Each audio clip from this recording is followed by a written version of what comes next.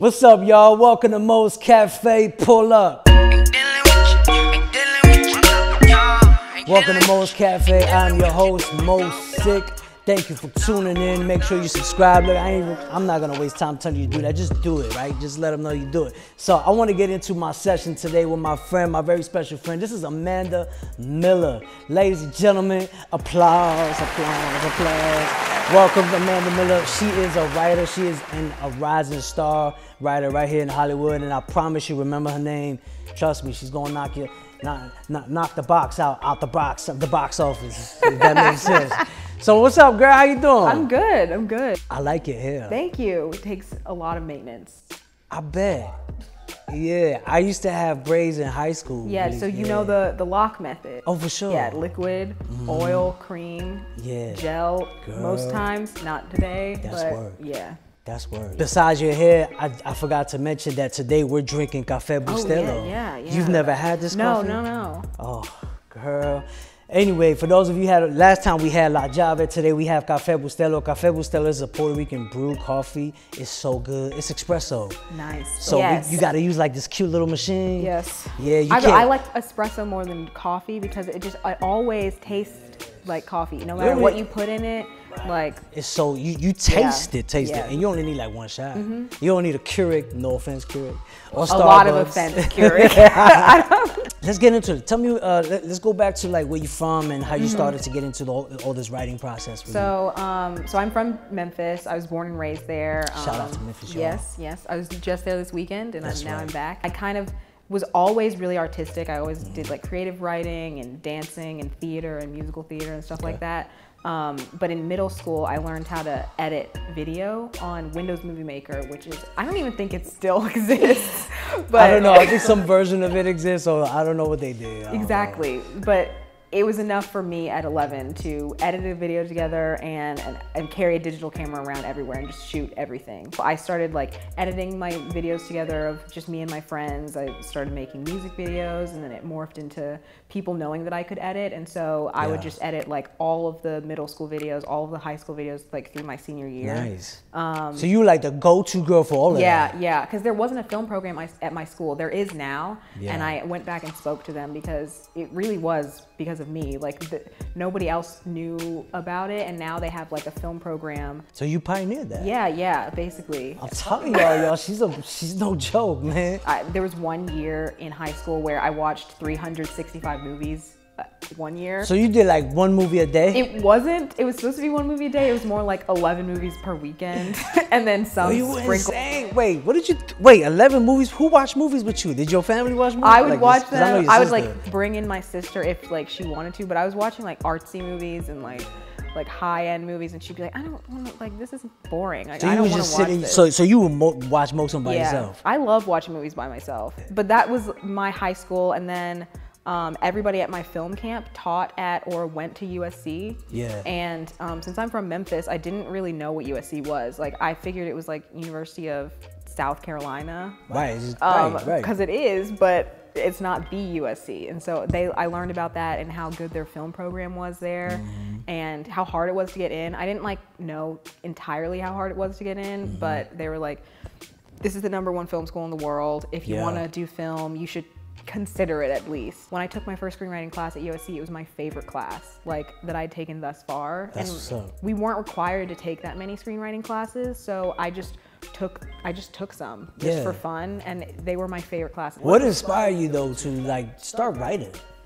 Is there something that you felt like was it just like the creativity that you felt like you had, or like what was it for you? I made a lot of stuff at USC my freshman through junior year, and I felt like there was something missing. Like I was struggling with something that I couldn't put my finger on, and it was the story. Like the script and the story is everything, and I feel like that was the step that was missing in my education. Like they were telling us how to shoot, how to cast, how to make it look good, how to edit it well, but they weren't really focused on like the writing and the rewriting process and how important the story is. Right, because you can have all that, but if you need a story, you need the skeleton of it. So I was like, why am I not doing this well? And so I sought out ways to do it better. And then I figured out that that was the process that I loved the most, like just brainstorming with people and creating on a page, because you have no limitations when you're writing. You have limitations in production. There are no rules, that you just write. Yeah, you just write. And I think I was kind of scared to call myself a writer. Like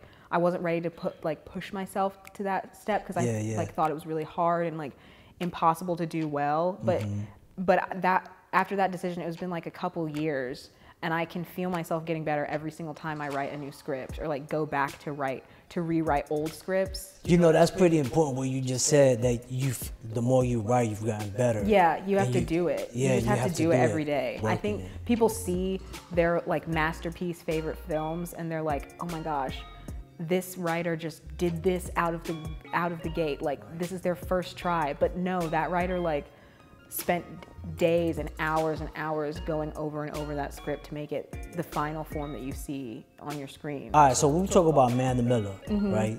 Who inspires Amanda Miller? Like, who inspires you?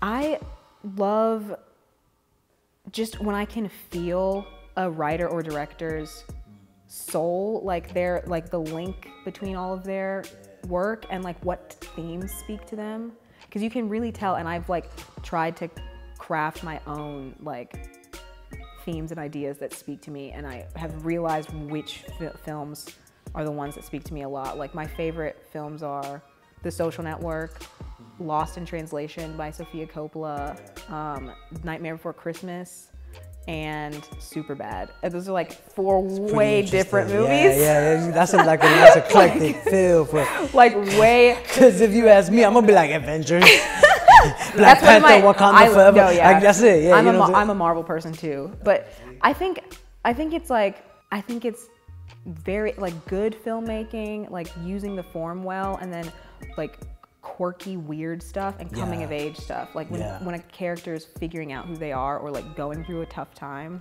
anything that gets the character's emotion across. Like I admire so much like how you can get something so internal to translate onto the screen. You're a writer. You've just came back from Memphis. You were pitching some ideas out there. Yeah. Share a little bit about that, but also before you do, tell me like what are some of the things you want to achieve, right? So you want to not just write, but what is it that Amanda Miller wants to achieve with her craft? What do you want to say? Yeah, I want to write stories that reflect my point of view, because like me as an artist, like I will always be shaped by being a Black girl from Memphis, and I don't see those stories on the screen. So I want to, like, representation is huge for me, but also just representation in terms of race, culture, class, gender, but also emotion. And I feel like the emotion, the experience of being a Black girl, grew up in Memphis, but around like a predominantly white school, which is that I went to, at an all-girls school, like all these different experiences I have, I want to use that to portray those emotions on screen and like speak to people who have similar experiences, or like let them into my world. And so yeah, at the Indie Memphis Film Festival, I was sitting in on a panel talking about Black people versus the media and cinema and being cinephiles, and how we're able to be cinephiles and watch all these movies regardless of the fact that there are not a lot of people that look like us in movies, and underrepresented or misrepresented we get or misrepresented because we can relate to people that don't look like us, like white executives and white people feel like they can't relate to something that is not their experience on screen, and that's a misconception, because we've done it. I've done it my entire life, and all my favorite movies are not like representative of Black people. But it also leaves an opportunity, right? So now there's room for us. There's so much room for us. You said something about executives real quick. We didn't say this, but let me ask you, do you think they are out of touch? They are way out of touch. I've interned at a bunch of different places, and a lot of people mean well, but they just don't know anything. One executive asked me what cisgender meant, because they had never heard that term. And they're like, not even. What'd you tell him? Well, his assistant was like, oh, she just like told him the rundown on like transgender rights and stuff. Right. Yeah. He didn't know what cisgender meant. That's funny. But it's not that they don't. A lot of them right now, especially in this moment, are not going to be like, oh, black movies don't sell or Asian movies don't sell because Black Panther, like Crazy Rich Asians, it's been misproven time and time again. But they don't think about it a lot. It's not like the forefront on their mind, and they need people to tell them where they're going wrong or where there's opportunities to be more inclusive. And it's probably also an opportunity for us to be more in those roles. Yeah. We need more of us straight up. We need to own more of our own stuff, create it, write it, and own it. And there were a lot of, I've noticed that there are a lot of, even when there are a lot of white executives, there are a lot of like people of color who are the assistants, and those are the people that are like about to move into those roles. Very true. And even from what I've heard of from people in the industry, like they knew all 10 people of color in the industry like 10 years ago. So it's very true. Yeah. You met Devon Franklin. He's a big writer too. He's a producer, movie producer. I follow him too. And when some of his books, he mentions like different people. And there's like 3 or 4 people that are, like from way back in the day, same thing, people of color, and now they're like big and stuff. So it's so true. Yeah. It's so true. Talk to me a little bit about Memphis while you were there. Yeah, so from whatever you can. So Indie Memphis this year, in the spring, did their first ever black screenwriting residency. So they were going to sponsor one black screenwriter to write a movie set in Memphis and to be produced in Memphis. That's cool. Shout out to Memphis. Memphis is doing that thing. It was crazy. Like, and I met some of the sponsors, and they're excited to be able to sponsor even more people next year, to have like not just one resident but a few more. And so I submitted a treatment. So you have to submit like the synopsis and the characters and the rundown of the film. And I submitted it, and I got to be one of the 6 finalists. So I was in the second round, and I submitted my first 5 pages of my screenplay. And I didn't get the residency to be in Memphis for those 2 months, but they invited all 6 finalists to come pitch our movies at the Indie Memphis Film Festival, because they also did their first ever Black Creators Forum, which is like, it was 2 days of like just a bunch of Black creators from Memphis and from outside of Memphis. Like Boots Riley was there. He did a keynote, who directed Sorry to Bother You. A bunch of like industry executives and directors just like attending this 2-day thing. It was part of the festival. It was happening simultaneously, and you have to pay to get in, but they gave us free VIP passes. Girl, you royalty. I'm trying to tell you. It was amazing.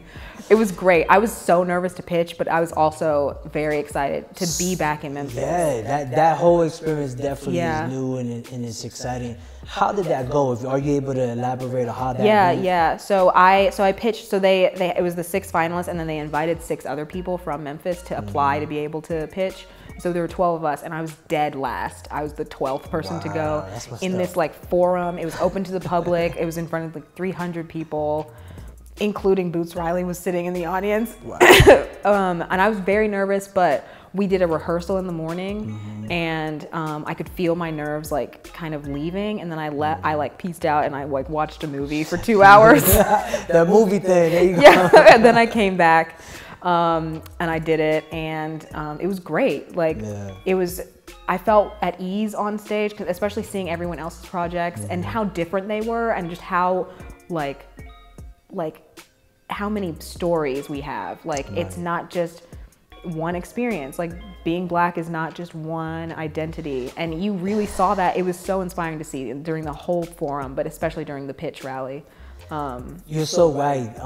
We'll be done soon, but you're so right that just because we all Black don't mean we all have the same experience. Like we all have a different story. We all have, and it's all and it all matters. It's all relatable. That's the point we're trying to say. Like, and and Indie Memphis, like they want all the projects. Like so, the winner got $10,000 towards their production. The runner-up got $1,000, and then I got honorable mention. So it was like 3rd place, but ain't you no cash. No cash. But honestly, it's like the pressure was on for them because to get their reward, they had to start shooting before next August.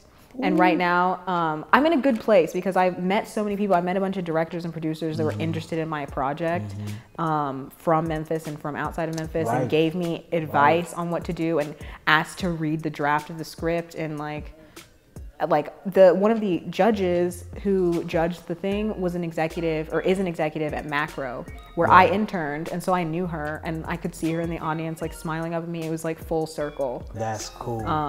That's cool. So you know it's bound to happen. And I haven't spent that much time in Memphis as an adult, really, like, because I spent all my time there on breaks in college, but now my mom lives in LA and my dad lives in DC, so I was just in my own city, but alone and like figuring out and meeting a bunch of new people. It was crazy, but it was so much fun. See, that's a whole experience for you right there. Yeah. That's a whole other world you can read about. Yeah. That's hot. It was great. And it was just, I watched 8 movies. I sat in the theater, I watched 4 movies in a day. The day after, 2 days after my pitch, I was like, okay, I'm done. I'm just gonna sit in this theater. I feel you. Well, I'm so excited for you.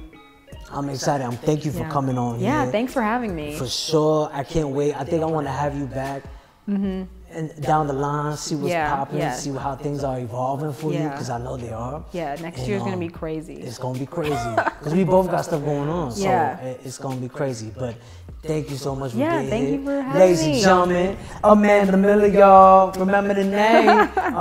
She's killing it. She's killing the game. Remember the name. I'm trying to tell y'all. So until next time, it's your boy Mo Sick, Mo's Cafe.